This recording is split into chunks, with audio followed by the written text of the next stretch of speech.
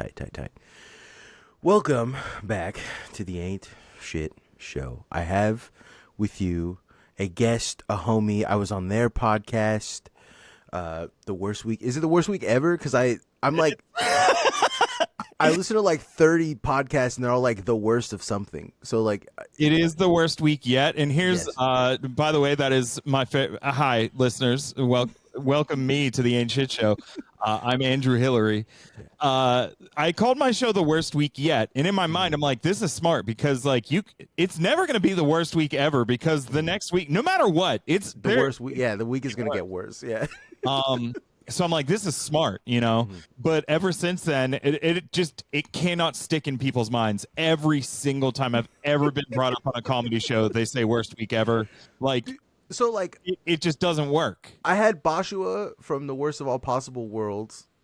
I had a couple podcasts hit me up that wanted me on there, and it's called like The Worst Day Ever, or like The Worst Friends You've Ever Heard of, or like The Worst Podcast. So it's like there's a lot like that's where a lot of people's minds go. So it's just hard for me to keep it all. You know what I'm saying? Keep it all, but also like I'm an content consumer. Like I just. That's all I consume content. It's you know no crumbs, right? Like it's real bad. That's a clean plate in yeah. You know what I recently got into because of one of the Discord homies? I started listening to Pod Save America again, and Pod Save the World. It's so bad. It's crazy. Their read on everything. So to like try and balance it out, because I don't just want to listen to them and like get their horrible opinions knocking around. I like started also listening to this is the method. This is the methodology. Go into the podcast app right now. Any of your podcast app. Type in Patriot. The first thing that pops up, just listen to it. It's gonna be bad. All right. It's gonna be the worst. So I found one called Patriot Party, the Patriot Party podcast, and I was listening to them. They're horrible dog shit quality. My podcast is not very big. It's a small podcast, but we have a much larger listenership than they did. And they had an episode that had like 950 like listens on it. And the reason why it had that, because the rest of their episodes are like 30, 40, 60 listens, you know, downloads, whatever. This one that had 900, it was the reason why it had 900 is because they had Cash Patel, the friend of the show, the sitting director of the FBI. And I was like, oh, this has to be from hella long ago. It was from like 3 weeks ago.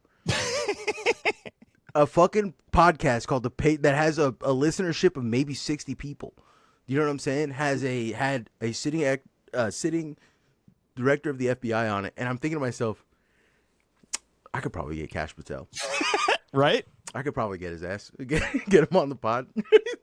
It wouldn't be too. Here's the thing: is that like I do have that thought sometimes. Like you'll see people at like a Trump rally, you'll see people selling like T-shirts that are just like shitty screen print, like "We're gonna make America great again," and then you look and it's like this dude doesn't. This and it's all just like a scam. It's like, man, we have a thing on our show where like we say you should only ever scam up. Like scamming up is good. Like you should never scam people that have less than you. You know, you should never you should never take advantage of people who don't. But like in this case, it's like no, this is where the morally correct thing to do is to milk these fuckers. Like and they want to be milked. Like, I totally understand, but also I'm a little like I got morals about it only purely because it's for every sucker that you get that deserves it, you get 10 more that didn't. You know what I'm saying? And like it's too hard for me to. And you know what? I'm a firm believer. This is real homie shit. This is real homieism. I'm a firm believer that every shithead is waiting for permission to turn face. You know what I'm saying? Every single one of them. Like it's just a matter of time. It's a matter of finding the right combination of like circumstances, and we could get Elon Musk to actually stop being a dickhead. I think like that's my craziest take, right? I do also think we should eat him, or at least parts of him, but like I can hold these two things simultaneously because my brain is completely rotted from the TikTok algorithm. So, I can't mess with TikTok like that. And here's the thing, I won't fuck with TikTok. I'm such a depraved individual. You'll catch me every once in a while looking at Facebook Reels for 3 hours. Like Facebook Reels is crazy. No, I do that too. I do that like opposition research though. I do it like medicine. You know what I'm saying? Like, for whatever reason, like I don't use Facebook that much, but like a lot of comedy booking still happens on Facebook, so I can't like be out of that game. I mean, I guess I could, but like what there's benefits to me staying on Facebook. So like for whatever reason, that algorithm just knows me, and like whenever I find myself in this loop of Facebook Reels, it's like somebody cooking something, or like somebody building something, or conversely somebody taking something apart, and like that's it. Like there isn't really much going on. And what's crazy is that I probably over like the last decade have used Instagram much more.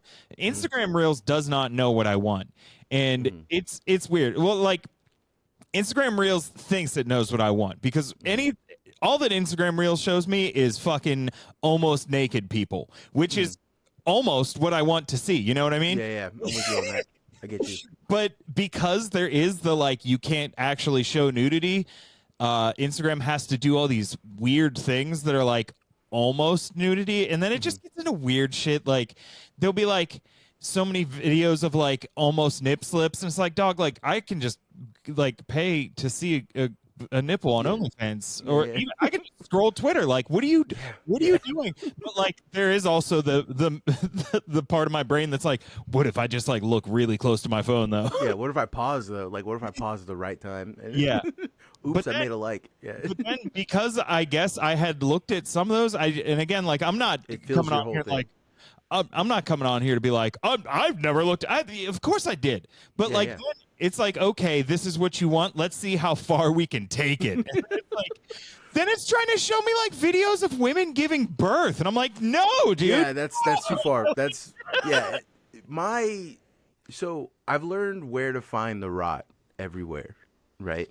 So like Facebook Reels are fun because in Facebook Reels, at least my Facebook Reels, they're all political rants. They're all like very old style political rants, right? Which I fuck with heavily. Like there's people that I follow that are like still Mitt Romney. This is how Mitt Romney can win.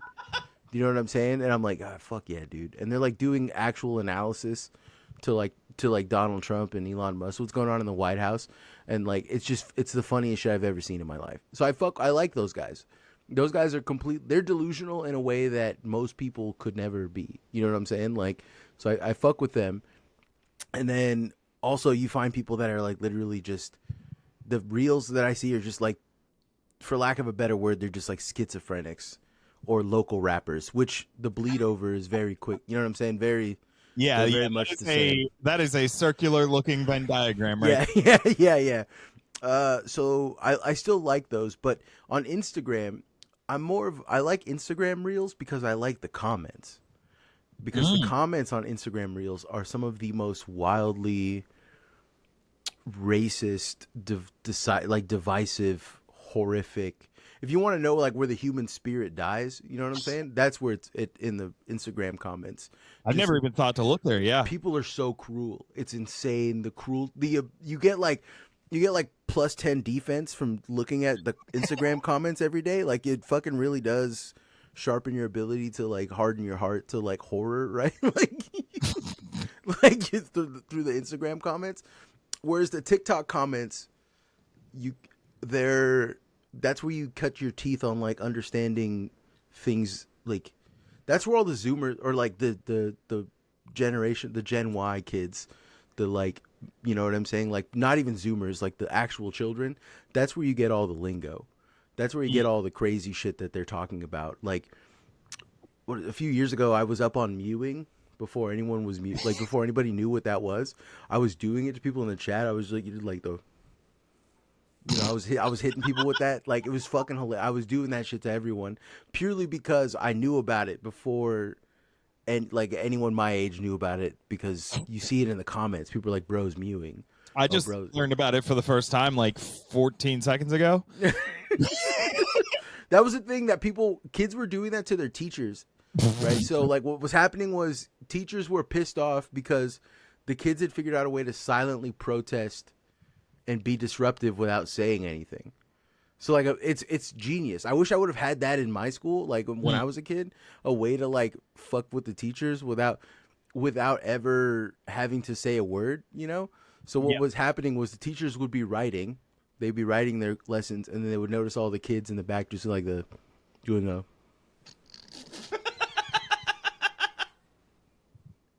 like all day, and the teachers would be like, "What the fuck is going on?" And when they would ask the kids would just be like, like, like it's fucking, and they would just hit kid like, and the teachers were losing their minds over it, and then it became like a bit of a national, like kind of a story, a little bit of a story. Yeah, like it was real tough before there was social media to like do a nationwide coordinated psychological attack on teachers. Psyops on teachers. Yeah. Why? That's why I fuck with the internet. High key, I think it's cool. I think the internet is wildly disruptive, like to the nation in both a good way and a bad way. Dude, this is crazy, and I'm sorry to cut you off, but my grandma died whenever I like in like 2011 or something. Mm-hmm. And, like the last like month of her life, she was on a ventilator. She had like emphysema or whatever. Mm-hmm. And so we could only communicate by like her writing stuff down. So like I would go and visit her, and like it was mostly just sitting there in silence, or like I'd yap, and she'd just sit there. And you know, every once in a while she'd write something down. And it probably wasn't the very last thing that she said, but it was the last time I visited with her, and it was like towards the end. I remember I was talking about something about the internet, and she wrote down, "The internet is the greatest and worst invention I've seen in my lifetime." Your grandmother was 1,000% right. We've all felt that at some point in time. You know what I'm saying? Yeah. Like the internet has allowed me, a schizophrenic mailman, to build a community, an online community that I would never have been able to dream it. The other thing too, though, is that I've taught all of these, like, you know, Zoomers and people and nerds in my Discord, like, psychological warfare tactics that should never be utilized. Do you know what I'm saying? I'm doing, like, do you know about the OK? Do you know about the OK meta? No. Do you know about this? The OK emoji meta? It's you can destroy every group chat, every email, every text from your boss. You can destroy your entire life without ever having to be rude or crass, and all you have to do is just answer with the OK emoji. That's it. It doesn't matter what it is, just answer with the OK emoji. It is the most passive aggressive emoji that you've ever seen. I didn't even realize there was an OK emoji. Yeah, if you get in your phone, dude. So I learned this when I was working in tech. They gave me access to Slack, which they should not have done that. That was a huge mistake on their end. They should have just let me write emails. They should not give me Slack. But they gave me Slack, and then I was scrolling through all the emojis, and one of the emojis that I found was the OK emoji. And so every time I had a disagreement with our CFO. Talking about this guy right here? That's it. Fuck. That's it. Send that to someone. If someone asks you something, doesn't matter. Oh, how's your day? Send them with the OK emoji, and they will never speak to you again. I responded to, I don't know why, but Rite Aid was texting me about the hepatitis vaccine. I just hit him with the OK. Yeah, hit him with the OK. That shit is rude. Someone's gonna have to read that and they're like, "What the fuck?" And that's gonna hit them worse than That's if you the were. worst text they've gotten today. Yeah. Because I don't know what it does, but like, so our CFO, I had an issue with our CFO because our CFO didn't approve our budget for, like, I was trying to get a snack budget approved because I was the facilities guy, so like, and responsible for food stuff. So I was trying to get a snack budget approved, and my snack budget was like $60 under budget. And I was like, "Hey, I got it under budget," and she was like, "Yeah, but I don't agree with all of the like the chip options and stuff, the sweet options." And I was like, "Well, I didn't make it for me. I made it for the employees. I put out a, like, what would you prefer? Like a, you know," and they pick chips and sweets and stuff. She goes, "Yeah, I don't care. I'm not approving it because it's not healthy." And so I was like, "Okay, I guess." So I like told everyone, "Hey, the stuff that I'm going to bring, the suppliers that didn't get approved. So I'm just going to bring what, you know, our CFO told me to bring, which is healthy options." So I brought the healthy options in, And every day I was just getting fucking just people being like, what the fuck? Like, oh, bro, like, where my fucking Cheetos at? Like, you know what I'm saying? Mhm. So the CFO, every time she would put out a message on Slack about something, I would just hit her with the okay emoji immediately. Okay. And that's it. That's all I would write. She quit in like 5 months. And I like to think that it was my fault because every time she would say anything, everyone would hit her with the okay. So like, I mean, like 500 okays. You know what I'm saying? Every time she like would announce anything, or she'd be like, "Oh, we got a little discretionary budget for like an event this weekend. Does anyone have any ideas for like a park we can go to?" And everyone, okay, just like just hit her with the okay. And, and it's such a horrible, like, I got called into like the office or the HR, I guess. And they were like, "Hey, like, what does the okay emoji mean?" I'm like, "It just means okay." Like, okay. Just means, okay. It's fine. Everything's fine. It's okay. And then It's great to have plausible deniability, honestly. Like that's kind of psyop. it's Where you just be like, I said okay. Like, yeah, that's not even plausible. It literally is. You're just making the other person crazy. You know what I'm saying? And you don't have to do anything. And that is the tier 1 psyop. Psyops are acceptable in certain circumstances. One of them is definitely with your boss. See, it'd be tough for me because, like, I don't know if you know this about me. I'm an ice cream man. Mm-hmm. I work for some old Italian dude who just has a couple ice cream trucks. This motherfucker has a flip phone. He's not getting no emojis. Yeah, he's not getting the okay emoji. Yeah. But if you just every single time you answer, you could do okay in real life. Just every time you answer, like, okay. That is actually, now that I'm thinking about it, exactly what I do. This dude, he's a nice enough guy. He's a yapper though, and he will just talk. And I'm like, man, like I drive down streets and I sell ice cream. It's not that okay. It's not that complicated. Yeah. Okay. All right. What's the inside knowledge? What's inside baseball on ice cream truck driving?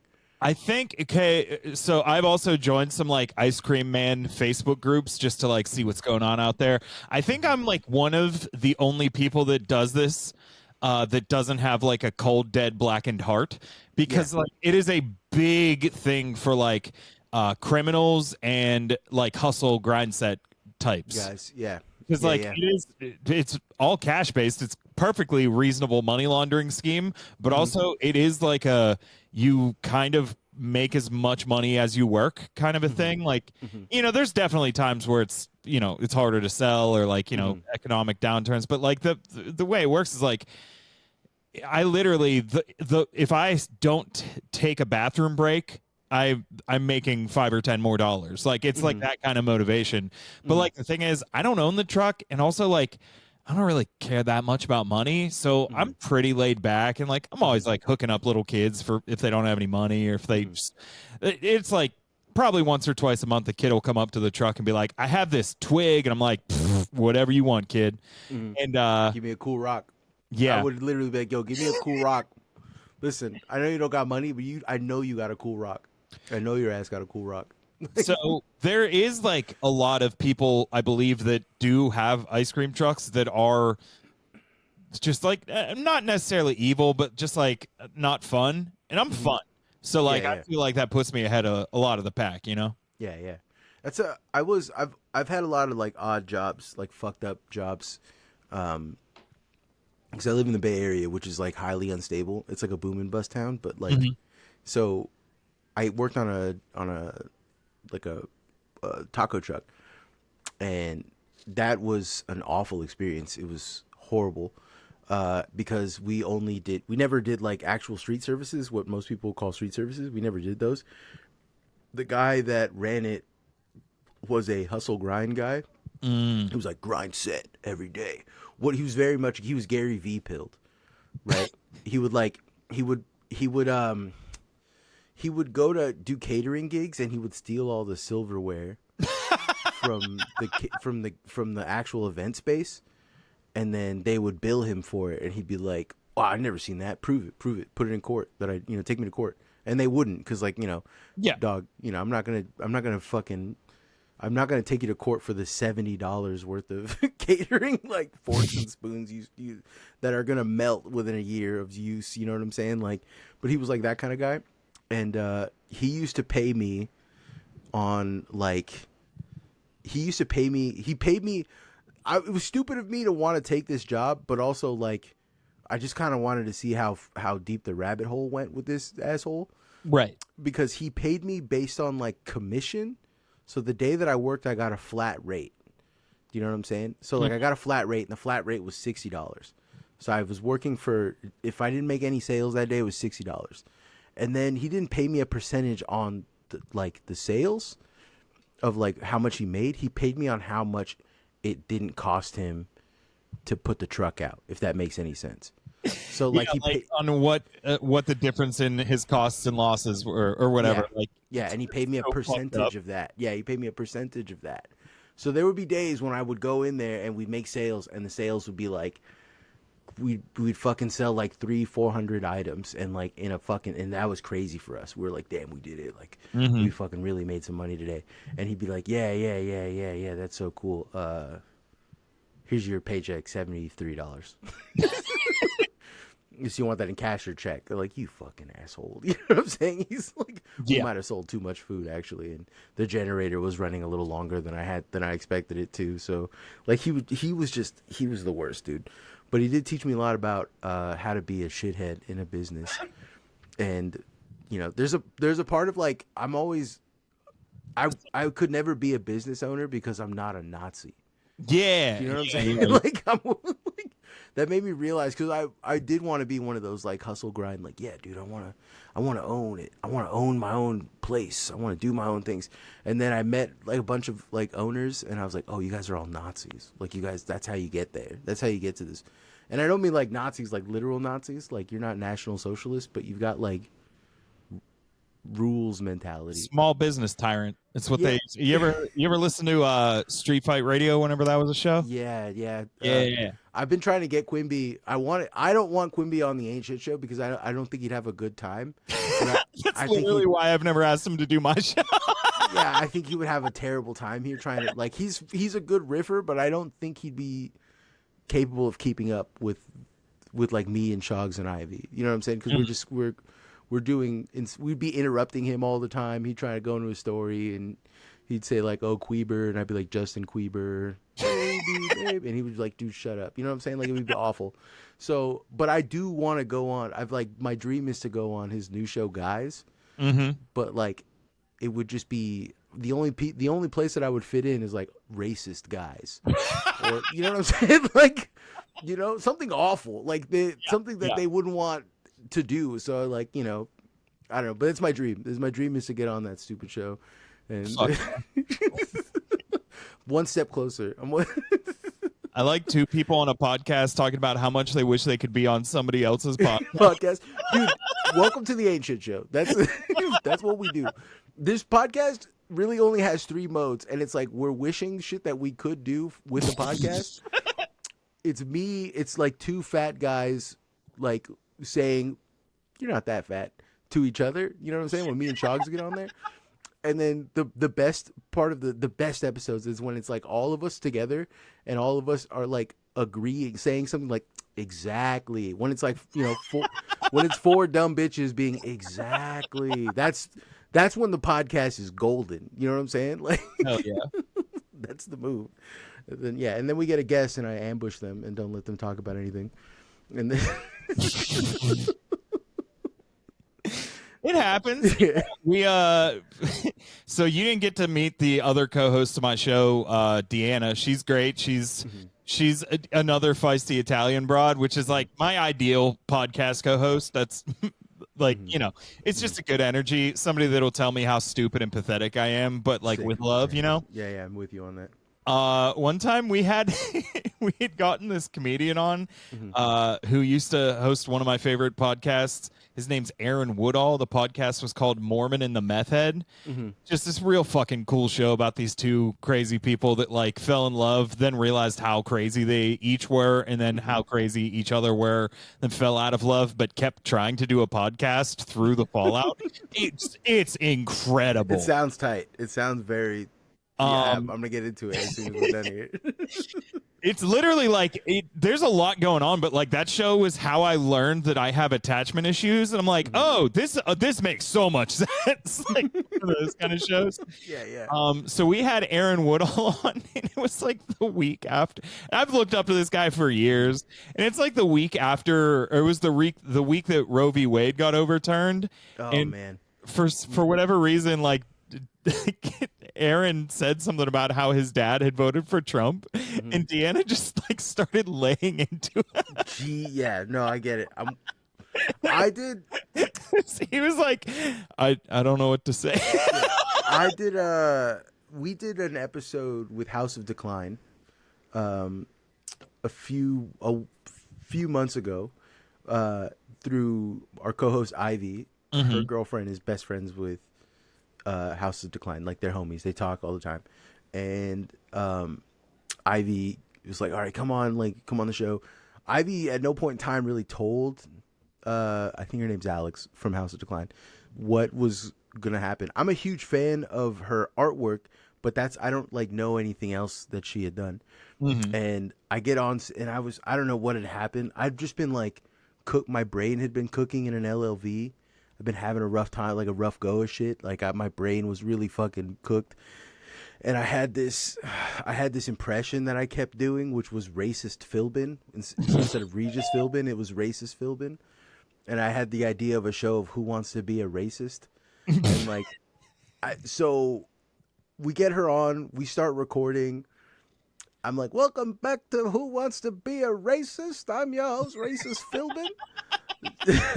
It's like today's $1 million question is: they're loud, they're rude, and they often say the N-word, and they don't speak their own language. Who are they? And then I'm like, oh no, sorry, the answer is the Greeks. They're Greeks.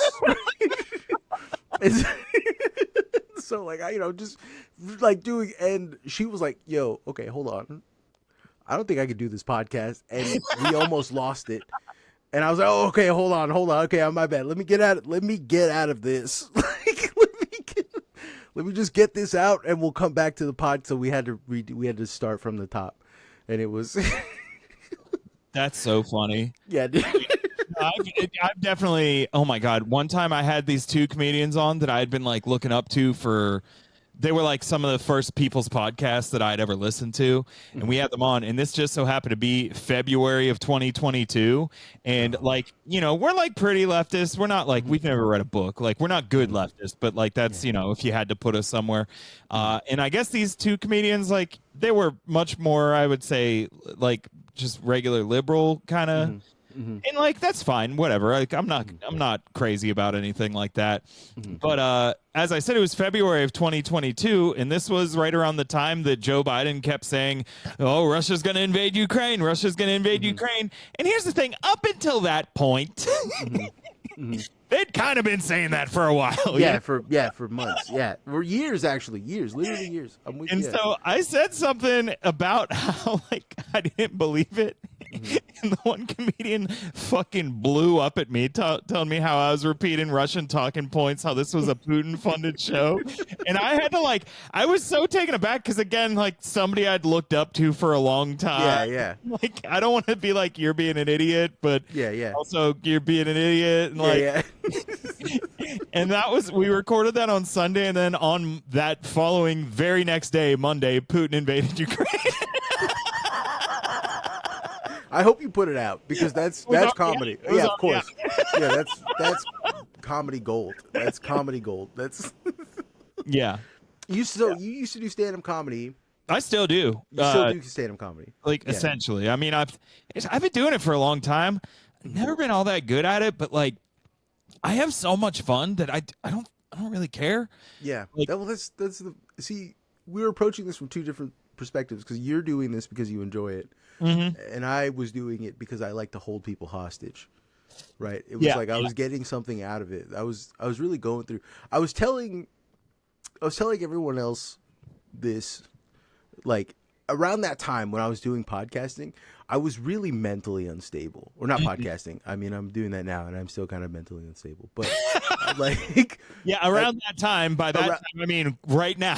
yeah, no, like when I was doing stand up comedy and open mics, especially, I was like probably my least mentally stable that I'd ever been. Right. Yeah, the stage will call to you in a moment like that. yeah. No, it's like I gotta force other people to see this shit. You know what I'm saying? Like that's the feeling.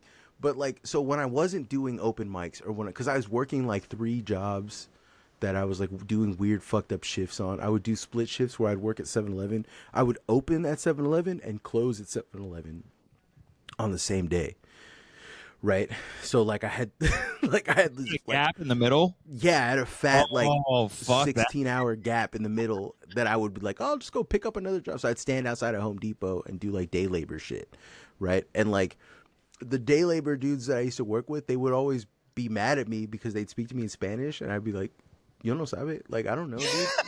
I don't speak Spanish, bro. And they're like, "Why the fuck are you here?"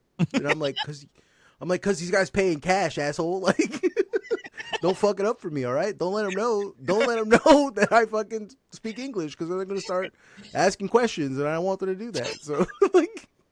Imagine like somebody in a pickup truck just pulling up and you just pretending you can barely understand what they're literally. Yes, that's literally what I was doing. They were like, "Oh, who knows how to do tile and grout?" And I would just be like, you know, or who knows how to do like, you know, guard. Like I need some guys to dig a trench. I'm like, yo, you know, hey, I'm the guy, you know. But I wouldn't say like I'm the guy. I'd just be like, yo, like, you know, like fucking. Oh man, yo puedo, like, you know, I can do it, whatever. And then I just get on the truck and go. And I wouldn't negotiate. I would just take whatever they gave me. I didn't give a fuck. I just was trying to stay busy because my brain was really right. So when I had lulls at night, or when I wasn't working nights, I would just look for open mics. And if I couldn't find an open mic, or no one had called me to an open mic, the thing that I would do, because where I grew up, it went through like this rapid expansion and then a depression, right? And now it's in a second expansion. But like the expansion happened, they built all of these like huge like shopping centers, and then they couldn't fill them. So like you just strip had mall kind of things.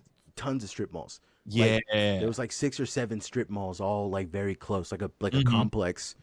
And then they also did the same thing with housing. There's a bunch of houses that they built. Not houses, but like apartment complexes and office buildings and stuff. And they were just five highs or whatever. Yeah. And they were just built them, and then they were empty. And then they didn't have the money to like, you know, have security occupy or be around them. So they were just these big empty derelict buildings.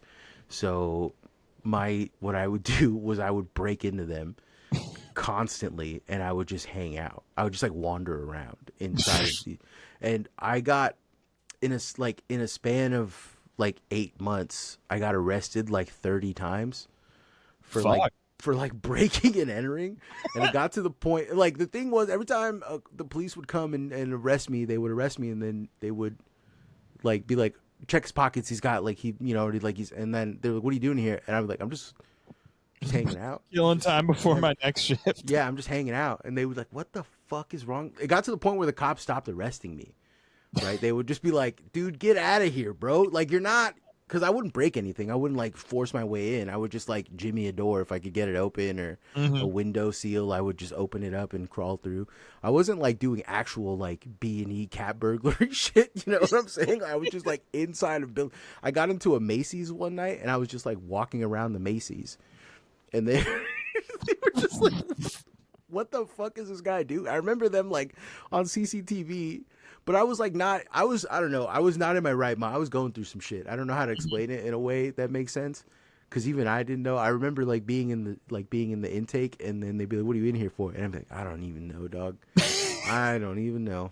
I don't even know what my plan was. Like, I was just kind of, I don't know, dude. I don't fucking know, man. And officer, you ever been lost even though you technically knew where you were? Yeah, the longest I ever spent like was like a month in jail, and it was because the judge was like, I'm gonna teach this kid a lesson. And then I saw him the next time, and he was like, so what did you learn? I'm like, jail wasn't that bad, and and, and like I'm not really violent, so it's not a really big deal. Like I guess like that I'll just keep doing this, I guess. And he was just like, God damn, dude. God damn, bro. Like I can see that the judge had given up. You know what I'm saying? Then you start mewing at him. Yeah, just like hit him with that. Yeah, it was awful. It was like really bad. But like I don't know, like that's what I'm saying. When I was doing that stuff, because people were like, "Dude, Marcos, you should come back to open mics. Like you were like what you're saying is so funny. You should come back to open mics." I'm like, "Nah, it's a very slippery slope for me, dude. Like it's only a matter of time before I go back to like doing B&Es, like for fun, like." Yeah, comedy will ruin your life in a variety of ways, I guess. Yeah. I don't know. Yeah. I don't know. I like doing it. Like, I've always been like, the class clown, or like Yeah. I would have to be the funniest person in the office meeting who would just say something that is like just inappropriate enough to like piss my boss off, but not enough to get me in any real trouble. You seem And like fun. I have that energy, funny. Yeah, you seem naturally like you're not putting effort into being funny. Like you do put effort into it, but you don't have to. Like it comes naturally to you. It's like a fish to water. Yeah, like a second nature. I see that. I see that. I've been mutuals with you for a long time, and I can see that with you. Like you're just genuinely funny. You got funny ideas and stuff. And it's just like I have to do something productive with that kind of energy. Yeah.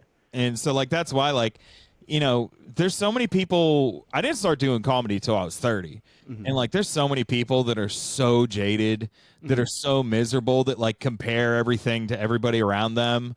And like I just kind of look at it as like I'm not doing, like I get to do comedy. Like it's a fucking cool thing I get to do. Like I'm never going to make any money off of it. And like again, I'm okay. Like I'm like, you put me on I'm funny enough in conversation. You put me on a stage, it's clear I'm just a silly guy. I can't write anything to save my life. I'm with you on that, for real. Yeah.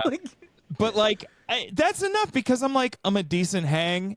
People generally enjoy being around me, and that's enough that like I've toured all over the country. I've done festivals. I've like gotten to do all this cool shit. It's like I'm rarely the worst comic on a show, like I'm not that bad. I'm not crushing. I'm not killing everybody in the audience. Although that's what I think about when I'm on stage. But like I just it's something I get to do, and it's a great way to just expel the fucking crazy in my head. Is like, oh, rather than like sitting around thinking about how much I want to kill myself, I can write a joke about shooting myself with a t-shirt cannon, and then a whole room full of people can laugh with me. Yeah. Dude, I'm with you 1,000, because I podcast purely because I just have these like, I have crazy ass urges in my brain, and if I could just pour them out once a week. Yeah. You know what I'm saying? Like then it feels good. Get that shit out of there. This isn't a podcast, it's an exorcism. Legitimately, yes. This is one of the few podcasts where like if I wasn't doing this, I'd probably be doing serial killing or something, right? Like I would definitely be doing some horrible dark shit. In fact, I talk about this all the time, but like I can't wait till I talk in the Discord. The running joke is that like someone's gonna cancel me on Twitter or say something that, oh, Marcos is a fucking awful guy, and I'm gonna quote tweet them and be like, dude, I've been telling you this guy's a fucking piece of shit, right? I've been saying he's awful. You should listen to his podcast. It's terrible. I've been leaving Easter eggs like a motherfucker. Yeah. No, not even like just pretending he's another guy. He's like a different guy, right? You listen to the podcast? I've been listening to the podcast from the first one. It was awful. It was always awful. Like be the first person to be like talking about yourself, being like, you gotta separate the art from the artist. You really do gotta separate the art from the artist. The guy who makes this art is not the guy who is, you know what I'm saying? No, but like comedy for me was definitely not my scene, purely because I ran into a lot of those guys, and like those guys, like the jaded guys, you mean? Yeah, the jaded guys. Yeah. To me, but like they don't just exist in that industry. They exist in every industry, right? Like I'm in the mail. I'm a mailman, and we have guys that like talk about like, yeah, I could have been a better carrier, like in a bigger city. And you're like, what are you fucking talking about, bro? What are you you deliver letters, and you know what I'm saying? Like, Oh, I can't believe he got that route, man. yeah, literally, dude. Yes, that's literally. Oh man, that route is so fucking easy, and I applied for it, but I didn't have the seniority, and fucking he doesn't deserve it. I'm like, what are you talking about, bro? Seniority is awarded by the amount of time you stay somewhere. It's not like you work harder and get more seniority. That's not how this works. You know what I'm saying? When you're a mailman trying to get a new route, do you have to submit a tape of you? Yeah, you do have to do like you have to submit a type 5 or else they won't give it to you. You got to be like. People always ask me if I post like people because I talk about being a comedian. I don't actually like comedy unless it's in the room with me. Like I think it's a dog shit thing to watch on the TV or on a phone. Mm-hmm. So like I've never been motivated to like get clips, and people ask me about that stuff, and like I have like a thing that I send whenever I'm trying to get booked, but like I don't put it out there really. Yeah. I think that's like something that is also really fucked up comedy, is because there are people that can do a very, very good like 30-second Instagram reel joke. And like if you get a million fucking followers off of some 30-second reel, you'll get booked at like clubs. Yeah. Those people don't have half an hour or 45. No, they don't even have 10 minutes. Nah, dude. The thing, I've been clipping the podcast. Right? I've been clipping our podcast, putting it on TikTok, and I get DMs every day of like, how in the fuck is this the same conversation? How are all of these clips in the same conversation, in the same hour or hour and a half podcast? And I tell them like, you just gotta listen to the podcast. But like, it's true that like, if you're a comedian and you don't even really need a tight 5 or tight 10, if you're really just a funny person, you can do that shit. You know what I'm saying? As the podcaster, I can just talk forever. Like you know what I'm saying? Like we're literally like almost 40 minutes in, and we haven't even talked about the only topic that I was that you brought, which was Elon Musk. Yeah, I know. Doesn't matter. Fuck him. He doesn't. We're not gonna platform Elon Musk. Yeah. We got to stop platforming that guy. In all honesty. Did I tell you about so I got like I have a weird family. Okay. My brother is like, he's exactly me, except he's a Republican, like hardcore, right? But he's not like a Republican in the way that like, oh, that would make me a liberal. No, the way that I'm like high key, like left wing, like extremist, almost ISIS level. You know what I'm saying? Like real, you know what I'm saying? Like on some, yeah, real like, you know, death to America type shit. You know what I'm saying? Like that, when I'm on that spectrum or that wave, when I'm agreeing with like the IRA about stuff, you know what I'm saying? The way that, you know, I feel about it. My brother is on the exact opposite side, and he's essentially like a fascist, right? Like he's essentially like, he's essentially like he's like, you know what? Trump's not far right enough. You know what I'm saying? Like I'm not joking. That was something like he's only building one camp at Guantanamo. Come on. He's only sending our worst criminals to Bolivia. He's got to start sending shoplifters, dog. You know what I mean? Like what are you talking about, right? Like that's what the kind of guy my brother is. But anyways, my brother, like, he's got an adopted white family, like a white family that adopted him, and they're a bunch of Okies, like. And they're actually really cool. Like half of them are really cool. The younger ones are really cool. I like them all. But they're all ran by an old lady. Like it's a matriarchal thing, like a matriarch. And her name is Grammy or Gram. Gram is the most racist woman I've ever met, but in a way that's so genuinely funny, it's disarming. Do you know what I'm saying? Like it stops being horrible. She'll say awful, horrible stuff, but in a way that's so left of field. Like she's so racist that she doesn't sound like a racist anymore. She sounds like a schizophrenic. Do you know what I'm saying? Like her racism has no bounds in like reality. She was saying that like, she was talking about how like Elon Musk is going to, I've talked about this before, but she was talking about how like she doesn't call him Elon Musk, she calls him Elon Musk. and because she's never heard the word Elon, but he's gonna send everyone's souls. He's gonna make the computers like programmed so that they can take our souls, and then he's gonna send our souls into space onto Mars, and only the good Christians can live on Mars. And then she said, and the reason why the administration doesn't accept transgenders, in her words, is because their souls are confused, and so they don't know which way to sort them. And I was like, Grammy, that's almost woke. Like that, that's almost woke. You know what I'm saying? You're saying that like a trans person in their true soul is indistinguishable. You know what I'm saying? Like that's kind of beautiful. You don't you're like you're saying that a trans person is so authentically trans that it's like it's confusing to the AI. Like that's beautiful. You know what I'm saying? Like she doesn't comprehend that shit, but like it makes sense though. Like computers, they think in binary, and it's like some shit just doesn't, you know. Okay, you know what, Graham? Yeah, you're kind of woke. That's kind of woke, Grammy. That's kind of woke, Grammy. Like that might be the wokest shit I've ever heard. Right? She was saying that she goes like Elon Musk is gonna take all of the white Christians to Mars, and then she goes, but that's fine because she'll leave all the, like, she goes, what she called the colored Christians is what she calls us, I guess, but she's like, she's gonna leave all the colored Christians Earth, and then they'll make it like a Garden of Eden so we can see it, so it's beautiful like when we see it from Mars. And I was like, that's also kind of woke too, like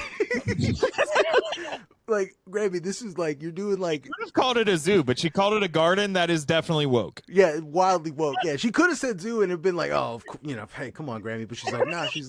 She goes, well, you think about it. Your people are good at gardening, and they're all, you know. And I'm like, well, all right, you lost me, Graham. I was like, well, Grammy, you know, hey, calls them like you sees them, you know, balls and strikes, you know. You know, it's hard to. It's true. You guys are good at enjoying the work from afar. I'll agree. And yeah, so, but yeah, there's people in my life that are like so fucked up and crazy. You know what I'm saying? Like, I feel like sometimes I feel like I'm a nexus point for psychopaths, you know, because I happen to know so many of them. But then I think about how many, like, it's because the odds of me knowing so many people. Do you know what I'm saying? Because I don't say no to people. I'm always like, hell yeah, I'll hang out. I'll hang out with that guy. Oh, like, you know what I'm saying? And like because I'll hang out with so many people, I have such a high fucking threshold for people that I know. Do you know what I'm saying? Yeah. I've kind of been like that, where like I would always end up being friends with like the fucking weirdos that nobody wanted to be friends with, and then I would bring around my other friends, and they would just make everybody uncomfortable, and I'm like, oh yeah, I get, you're not wrong, but like that's the thing about like comedians, right? Like comedians tend to know a lot of crazy fucking people, but there's like, it's twofold. One is that's part of the business because you have to know as many people as possible, and then two, like you're in the nightlife. Right? Yeah, you're like that. It attracts I would crazy add people. 3 is that like you can't be a comedian unless you're at least like a significant percentage narcissist. Like, it's something I struggle with. You know, you know, I try not to like indulge too much in that, but it's not 0%. I'll tell you that. It's like nobody that is at 0% narcissist is like, I'm gonna hold a microphone in front of people. Yeah. No, for sure. Yeah. I always say, fuck, what was it like? Someone said that I was conceited. I don't know what that means, but whatever it is, I'm probably the best to ever do it. Bars, got him. Yeah. But you know, stupid shit like that. No, dude, I've had to confront that. I think I might be the one exception in that I was trying to spread malice. Yeah. I was doing vibe terrorism. Do you know what I'm saying? I was trying, because I would see comedians go up on stage and they would crush and they would amp the crowd up, and then people would be like, oh, I'd hate to be the guy that has to come on after that. And I'm like, not me. Right? Like, I love to be the guy that comes on after that. I'm going to fucking bring this mood down. Like, So I'm the kind of comedian I want to follow you. Like, oh my God, do I love following somebody that just wrecked the room. I, I did this show this one time, and the lady before me, I don't know what the fuck she was thinking. She went up and like she had this like really like I think she thought comedy was storytelling. So like she went up and was talking about this like long-winded story. She blew the light. She fucked like she was talking about how like her sister always had all the attention, and then like her sister got diagnosed with cancer on her birthday, and like all this like blah blah blah blah blah. She's going on, and like nobody laughed the entire time. And it was a pretty full room. Everybody was like listening, but like, why are you saying any of this? Yeah. But like this whole fucking long-winded story about her sister's cancer. And then I'm the next comic up, and I walk onto stage, and I grab the microphone. I'm like, hey, before I get into my set, I just want to say, since, you know, the last comic talked about it, my mom is also 9 years cancer-free. Turns out whenever they cremate the body, it gets rid of all the... Hell yeah, dude. Hell yeah. Destroyed. Yeah. I've never made a whole room of people laugh that hard. Yeah, dude, that's a hell of an opener. No, yeah, I think people would try to heckle me, and then I remember the one that really the funniest one that ever happened was I took the microphone because I noticed that the mic was not a regular mic; it had an aux cord, right? It was like not a long one, but like a regular aux cord. So I was like about to get up to the mic, and I noticed that it was just like a regular aux cord. So I unplugged it, and I plugged my phone into it. And I just started playing a YouTube video, and then I turned it sideways and pointed it to the crowd, and I was just like, and then I would be like, you guys got to pay attention to this part; it's really important. And I was just letting it play, and then someone was like, "Boo, be funny," and then I just turned up the sound on my YouTube, and I was like, "Hold your questions until after the video, please." Right, and like I had no fucking plans. I ate a plate of wings on stage one time. Oh, I heard you talking about that. I was like, you know what? I want to try that one. I fucking love eating wings. Force people into doing like an ASMR. That's what I did. Like I ate into the microphone as loud as possible, and then I was like doing, rubbing my fingers on it, like letting people know, like just I was doing this, like, hoping hoping that they would, and people were walking out, and I was just like, tip your waiters and waitresses, and like. Yeah, I don't get heckled a lot. I have the kind of energy where if I'm on stage, it's like you're not slowing me down. I'm up there, I'm doing my thing. Like, it doesn't matter how loud you are, I am louder. Like, just deal with it. But there was one time where somebody did really fuck me up. I have a joke about like going through a breakup, and then like the premise of the joke is like, I went back to my ex. Just kidding. I bought a new fleshlight. Like. Hell yeah. Somebody, like, there is just like a very brief pause in there after like the I got a new fleshlight, where some old lady sitting right up in the front was like, what's a fleshlight? Loud enough that the whole room heard it. And then here's the problem is that I had to explain what a fleshlight was. No, I would have pointed at her and said, like, you know what I'm saying? Like, that's the correct way to respond to that, right? I got tripped up. The crowd work. That's the crowd work angle you should have done. No, dude, I just like, I had a lot of fucking, I had no plan. I remember doing stuff like going up there and reading poetry. And then I would read a poem, and they're like, "Oh, isn't this a comedy open mic?" And I'm like, "This is an open mic, right? Like this is." Oh shit! Fuck! I thought this was. There's American like a Idol. certain level of shit you can get away with like that if you are a charismatic person. Because I've seen people try and do shit like this, but they aren't likable people. Like there's this one guy, and he ended up being like a sex crim, so like fuck him. Yeah. And he was always like unsettling to be around. But he had this thing where he would go on stage wearing like a button-up shirt. And he would like walk up and he would like take the microphone out of the stand. He'd do this thing where he like unwraps the cord by like throwing the mic around. And like he would like put it back in the stand, like straighten himself up. And then he'd be like, like lean in like he was about to start and then like stop himself and then be like he would unbutton his shirt and he would like turn around and like take his shirt off and set it down and like he would turn back and he was wearing another button-up shirt underneath it. He would take the microphone out of the stand. yeah. He would untwirl the wire and then twirl it back around and set the microphone down, and then he would like lean into the microphone and he was like, and then he would stop himself and he'd be like, no, no, no. And he'd just turn around and unbutton another shirt. He did this like 5 times. He was wearing so many fucking shirts. And like, the thing is that the guy was just weird. And I'm like, if you were cool, this would be the funniest thing I've ever seen in my life.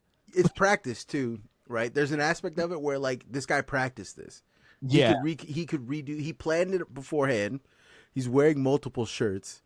You know what I'm saying? Yeah, like there's an aspect of it where it starts becoming, for me, what the performances that I was doing, there was no plan, and it was obvious that there was no plan, that I had nothing, like when I kickflipped a wrench and got kicked out of that comedy club, the only reason why I was trying to do that was because I saw the wrench. Yeah. You know what I'm saying? And I was like, that's a good prop. Or like the time I stood on a guy's guitar and started rapping. You know what I'm saying? Like I had no fucking plans, and it was obvious that I had no plans. And like I didn't really have a lot of the other comedians in the area fucking hated me. They hated my guts. Like it wasn't like when like, oh, they hate me, you know, like we jab each other but we're still friendly. No, these guys actively, they used to scribble my name out when they would see me sign up. They would go up behind me and like scribble my name out because they fucking hated me. And then it would be like, you don't have any respect for the craft. And I'm like, and then I would always be like, no, I love that movie. That was a good movie. Walks a dime, dude. You're out of your mind. That's probably the worst thing about comedy is that like people think that it's anything. Yeah. There's no reference. We're literally, we are clowns. Yeah. We're clowns that don't even bother putting on makeup, dog. Yeah. We are jesters in the court of the world. Like I would tell them, you're clowns. I'm the Joker. This is a different, this is an entirely different set. Yeah. We're doing different things here. You know what I'm saying? Like, I would just go up on stage and I used to have bits that I was thinking of in my head, and I wouldn't explain the bit at all. You know what I'm saying?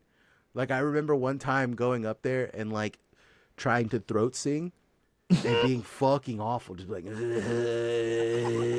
people were like, what the fuck is this? You know what I'm saying? And I would have people like heckle and be like, boo, tell a joke. Like, and I would just, and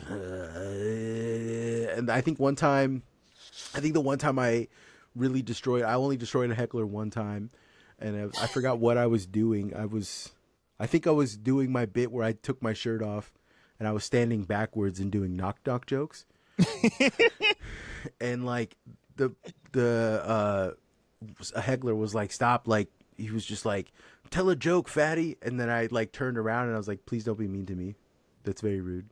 And then I went right back to my, no more. And like, it worked, dude. He shut up. He let me get through my set. Which that is honestly a very nice audience member. I'm telling you though, if you confront someone like that, no one knows how to handle that. I'm being serious. It's crazy how that meta works in every aspect of your life. If you notice someone being rude to you, just be like, hey, don't be mean to me. That's very rude. It's like a fucking, that's another psyop for the bag for you. Yeah. Crazy. Yeah, I could have used that one a time or two. No, here's the thing. I'm kind of like a wimp, but I don't really shy away from confrontation that much. Like, there's been so many times in my life where like there was some kind of drama or like some kind of thing like that where like somebody's talking shit or like somebody's whatever. And like, I'm just like, I've literally walked up to people and been like, look, man, like if you want to kick my ass, you're going to win the fight. Just do it. Like, just get it over with. Like, we don't need to do all this. And they don't know what to do. Like, even telling them you're going to win the fight, let's just get it over with, that you take away all their power. It's really incredible. Like, yeah, no, it's a good meta. There's lots of my favorite one that I used to do was to threaten to kiss you. I, I used to do that. Guys hate that. Guys hate when, like, I don't imagine that. yeah, guys hate that shit when they're like, "You want to take it outside?" I'm like, "Yeah, I'll fucking kiss you right on the lips, pal." And they're like, "What?" I'm like, "I'll fucking, oh my, you're in kissing distance." You know what I'm saying? They don't like that shit. They get very upset by that. They get too upset. They get too flustered to fight. Is what ends up happening. They're like, it's amazing how well that works. It's oh man, yeah. But so how long have you been doing the podcast? We started it the week of the 2020 election, which is a crazy time to start a politics podcast. Crazy. Especially because we were like, okay, we'll record on Sunday. And it was like that week, like we didn't really know who won for a while. So it was like this, like, you know, it's all water under the bridge at this point. But there was like a couple days where it was like, did Biden beat Trump? So it was very weird energy from the start. But yeah, you know, I've been doing it for like 4 years now. Nice. It's a good time. You know, I've had on people that I look up to. We had the A.S.S guy on. I think he blocked me though. We used to be friends on Twitter and now we're not. I think we're still mutual. I think he muted me is what it is because I was a reply guy of his and you know, he would interact with my stuff sometimes. And like, he'd even one time I tweeted about being recovering. I tweeted a picture of me looking haggard in the ice cream truck. And I'm like, kids these days don't even know the ice cream man was in a K-hole last night. Hell yeah. But then one time he tweeted something like, "What? Don't show up. Like, if you're a bass player, you should never be playing above the 6th fret." And I like, because I don't know why. So I responded with a video of me playing bass, just like jamming out. And he replied to that. He was like, "Oh, I didn't know you could play. You should, next time you come see us, you should come up and play a song with us." And I was like, okay. Word. Yeah. Word. You know? His thing, I don't think he was serious because like 2 years later, I went to go see his band play. I was like, "I'm ready." And he was like, "What?" I was like, "I'm coming up on stage and playing a song. I've learned them." And he's like, "Okay." And then, so I played a song for A.S.S at, funny enough, at Comet Ping Pong, the Pizzagate place. Yeah. That wild, crazy. And then he's never talked to me since. Dude, so I've been trying to get the people that I look up to are not normal people. All right, like by any means. There's a guy named Ankle Pants that I follow. Not normal. I don't know anything about him. So you don't get a name like that as a normal guy. Ankle Pants is an artist, I think out of Finland, named Richard Faris, I think. When he dresses up as Ankle Pants, he's he calls himself a xenoterrestrial gender goblin is how he describes himself. And he wears a mask that is fully animatronic that he designed himself. That's and fucking wild. Yeah, the mask is 2 balls for his head. Let's go. And a big giant penis that moves and nuts on his nose. And he wears a little backpack that has all the electronics that needed to do that. And he plays an instrument that he created himself that is like a MIDI and a gyroscope. And it's just like the amount of work that this man puts in to do productions like that only 30 people on YouTube would watch. Yeah. To me, I legitimately see him as one of the greatest living artists, like high key. I am that much of a fan of him. I DM'd him a while ago being like, "Hey, I honestly think you're one of the greatest living artists. I think that like you're incredible. Like I can't begin to stress enough to you how much I like look up to you. Like I think you're like a Picasso that no one is looking at right now, and it's driving me crazy. But I think you're amazing." And he was like, "Thank you." He's like, "Thank you. It's so good to connect with my fans." Blah, blah. I'm like, "Yeah, dude." I'm like, "I also have a podcast, and I would love to have you on the podcast." And he goes, "What is the name of your podcast?" And I was like, "It's called The Ain't Shit Show, or A.S.S for short." And he has left me on red ever since, and it's fucking devastating, dog. I scroll past that DM sometimes, and I just like look at it, like sit, like fuck. Here's the thing: is that like He might have read that and thought you were insulting him. Yeah, no, I know, I know that, but that's the name of the show. Do you know what I'm saying? Yeah. And, like, I sent him a clip, and I don't think he liked it. He literally has not responded to me, right?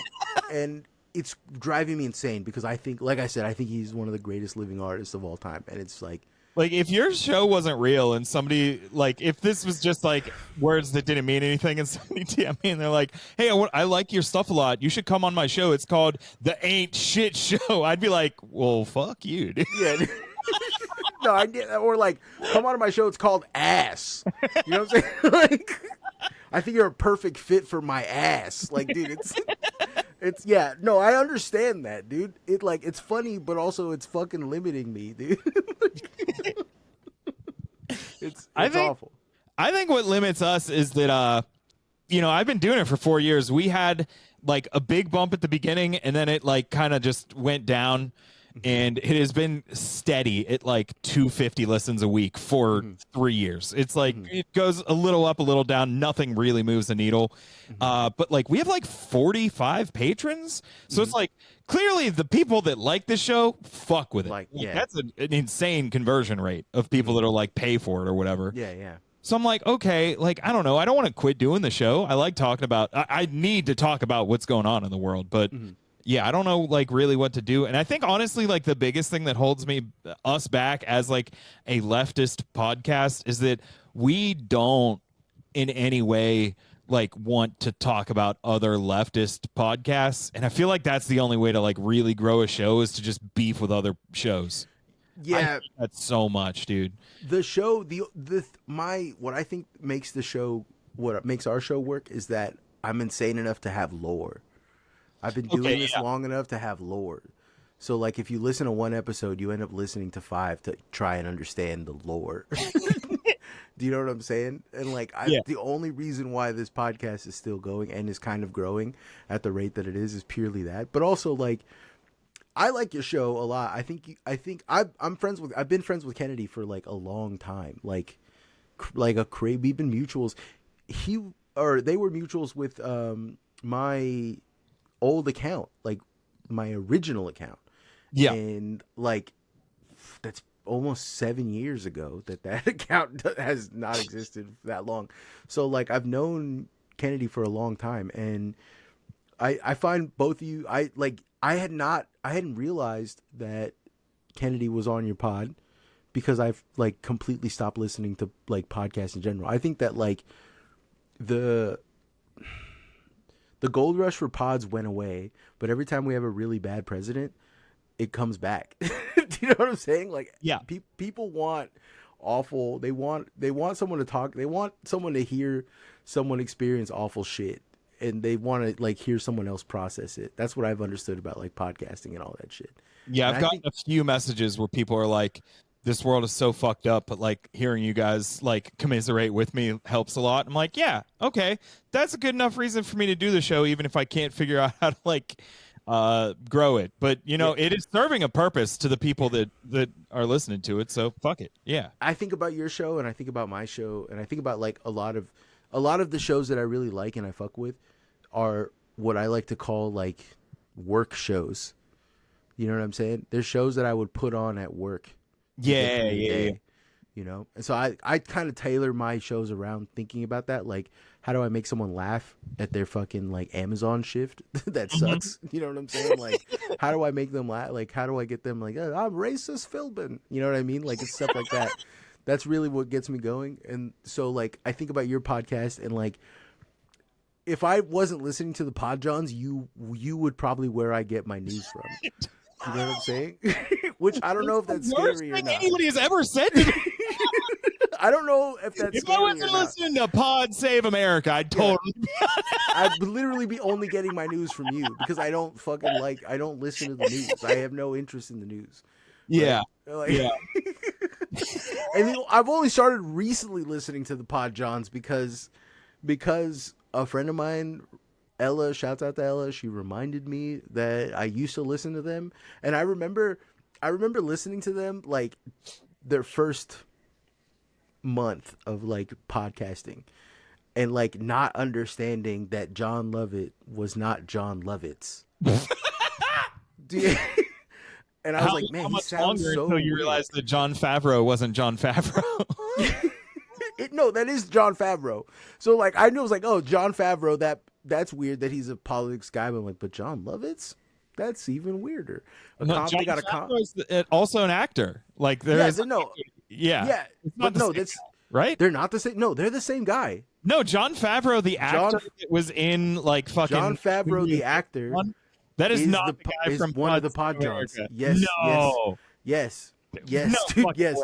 Yes, No. I know that. I sounds like I'm making that up. No, John Favreau, the actor and director of the Iron Man and Marvel and most of the Marvel movies, is a Podjon, and he also was a writer for Obama's speeches.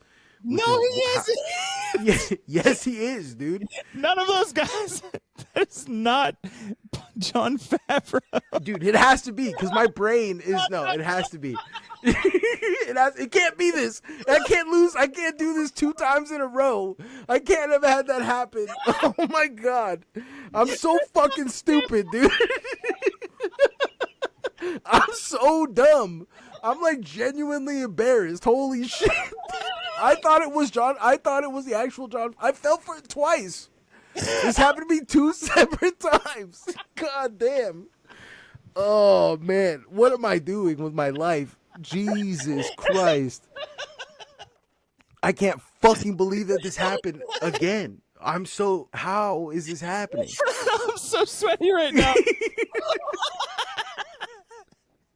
I can't fucking believe this. I thought because like it makes sense to me in my mind. Yeah, but like, oh, a guy that into cape shit and Marvel shit, of course he would be fucking like some kind of Obama reply guy. That makes 1000% sense to me.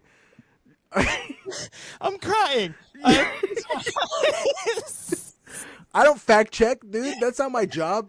I'm the leftist Alex Jones, bro. Like I just assume shit is the way it is. Fuck. Oh my god. I'm so fucking dumb. I can't fucking believe it. I can't. Jesus Christ. So Elon Musk. Yeah, so let's talk about Elon Musk. Fuck that dude. Jesus, all right. We've been at an hour. I'm thoroughly embarrassed. I've thoroughly shown my ass. I'm not cutting this. I'm putting it out. You have to. Here's the thing. The end of this podcast is like one of the best rewards that anybody's ever gotten for listening all the way through a podcast. Like, I literally said, when did you realize that Jon Favreau? Right now. Right now. I thought he was the same guy. Oh, fuck. Oh, my God. I'm so stupid, dude. Okay, your neighbors probably think there's a banshee in this apartment. Right? Plug your show so I can get out of here and forget this ever happened. My show is called The Worst Week Yet. Yes. It's not the worst week ever because there will be a week after that. And guess what, motherfuckers? It's going to be worster. You can find it wherever you find shows. I'm also at Andrew Hilary US on all the social medias that are important. I couldn't get it on. That's why I'm not on TikTok. Somebody stole my fucking username. That's ass. That sucks so much. I even messaged them because like they just made the account after I had a viral tweet. And I was like, okay, I get it. Like, you took this account. You're going to try and sell it to me. I'm like, you know what? Honestly, I'd pay somebody $50 for it. Like, you got me. Whatever. Didn't even respond. Like, come on, man. Why did you make this account? You should make one called Jon Favreau. Your account should be at Jon Favreau on TikTok. I'm sure that one has not been taken. A third Jon Favreau. Yeah, third Jon Favreau has hit the towers. Oh my god, I'm gonna lose. I'm never living this down. My Discord is gonna see this, and they're gonna fucking cook me alive. And I don't care about the general public. It's the Discord. I've made them so cruel and mean, and they're gonna be so mean to me about it. They're gonna be so mean to me about it, and I don't know what to do. Like, shouts out to the following people who are going to be extremely mean about this in the Discord. $10 more to the Gorilla Chow Fund. Carrie, if you know what I mean. CHO Feskatch. Dave Gamer. Jesus Christ, dude. Dead Raccoon. Ella L. True Daughter of Uncle Dam. Flesh Kaiju. Full Slack. Fuzzy Nalgas. Grungus Fungus Dungus. Hamwitch, a.k.a. Hamstrokers Ejacula, a.k.a. Hamrich Witchier. Hero Brian's dead brother. Oh my, why would you do this? That's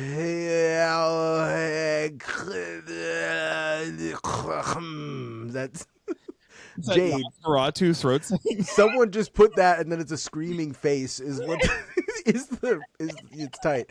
Jade, Kevin Villasane, Kiefer, Christopher Lynch, Malik Nunez, Marin is spinning you, Pablo Hummus, Ripstone, Roboy, self-contained underwater breathing Steven's father, Shmoo, Somewhere Systems, Steven Sevignano, the artist currently known as Cookie, They Got My Name in They Mouth, Call Me Upper Cassio, Theo, oh, you son of a bitch. 3.14159265338327953238841971693999375. You son of a bitch. You could just I could have said pie, but I'm gonna let them know that I did it. A Bag of Sand, Andrew Morgado, Augur, Benny, Beware the Mighty Septipus, Brody, Brian H, Cha Cha Slide, Chris McTiger, Chris Wade, Cody Hewitt, Doug M, Even Smaller Micro Peen Huss, Frank Javc, Fred Sharman, Gabriel, He Devil in France, Homer Runtime, Infested Deck, Jason Joller, Jim Schmungus, Joe Cassidy, Jonathan Weber, Josh G, K. Bien, Kenzie Treal, Knife Dog, Laura, Luke Simasek, Marie Mesh, Mr. Fide, Miss Bird, Names, Obi-Wan Khashoggi, Oganasson, Patrick Goldman, Prius Patrol, Radish, Reese, Richard Koknar, Rianne, Sarah Zadig, Slithers, Sokram Legnar, Solidus Red, Super Mailboy 64, Spenny, Stephen V, Tegan, The Empty Set, The Lale Lule Low, The Limit, Fry half pound of ground pork to crisp. Yes. Wait, let me just knock back a key of nuclear fent. Wax replica, world's largest Margot peen huss, and rounding us all out is world's largest micro peen huss. Shouts out to all the homies. I love all of you. Shout out Pablo Hummus, the little fucking crossover. Also Prius Patrol. I think they are a patron of our show. Or at least we're friends on Twitter, or just somebody else uses that name. Also, shout out John Favreau. Yeah, shouts out to John Favreau. You know what's gonna happen is a bunch of people in our Discord or like in our Patreon is going to change their names to John Favreau, and it's gonna make me. Oh my God, it's John Favreau, John Favreau, this dick. There's gonna be so much. I'm never gonna hear the end of it. I'm gonna get roasted. This is gonna. All right. Anyways, bye. Goodbye.